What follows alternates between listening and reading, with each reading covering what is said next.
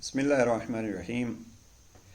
آج کے سیشن میں ہم زندگی کے ایک مہم اصل کو بیان کرنا چاہتے ہیں، اور وہ خط 31 میں جو جناب امیر علیہ السلام نے ارشاد فرمایا اپنے بیٹے جناب امام حسن مجتبیٰ کو، امام فرماتے ہیں وَالْعَقْلُ حِفْظُ التَّجَارِبِ وَخَيْرُ مَا جَرَّبْتَ مَا وَعَدَكَ۔ تجربوں کو محفوظ رکھنا عقل مندی ہے، اور بہترین تجربہ وہ ہے جو آپ کو نصیحت اور پند دے۔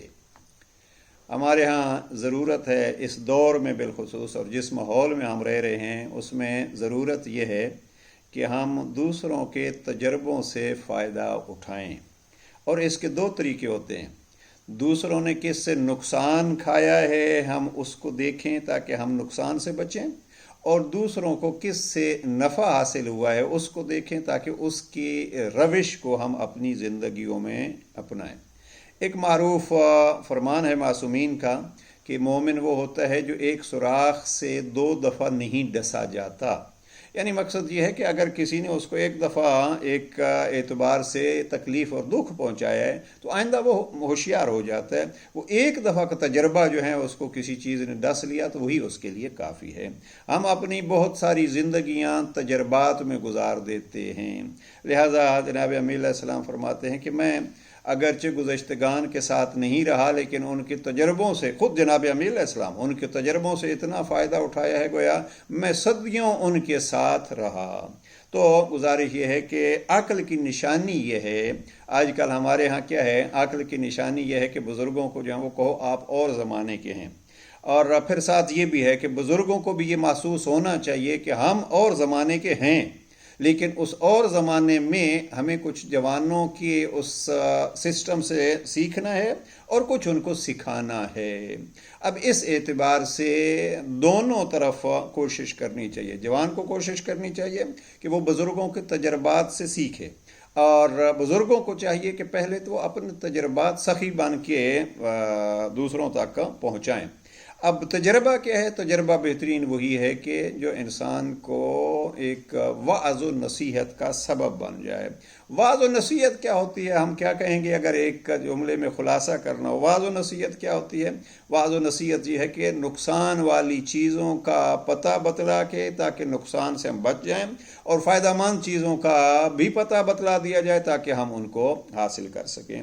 یہ تجربے کے حوالے سے جناب امیر علیہ السلام نے بہت جگہ پہ ارشادات فرمائے ہیں۔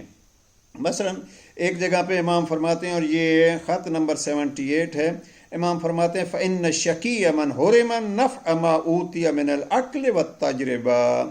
وہ بدبخت ہے کہ جو عقل اور تجربہ کے ہوتی ہے اس کے فوائد سے محروم رہے۔ آپ دیکھیے اس میں جناب امیر علیہ السلام نے تجربے کو عقل کے ساتھ ساتھ رکھا ہے۔ تو جس طریقے پہ عقل اس لیے ہے کہ ہم اس سے کچھ سیکھیں، اسی طریقے پہ تجربہ جو ہے وہ ہمیں سکھائے، اور بہترین تجربہ وہی ہے کہ جو ہمیں کچھ سکھاتا ہے۔ اور جناب امیر علیہ السلام کے اس پہ ایک فرمان اور آپ کی خدمت میں پیش کر دوں۔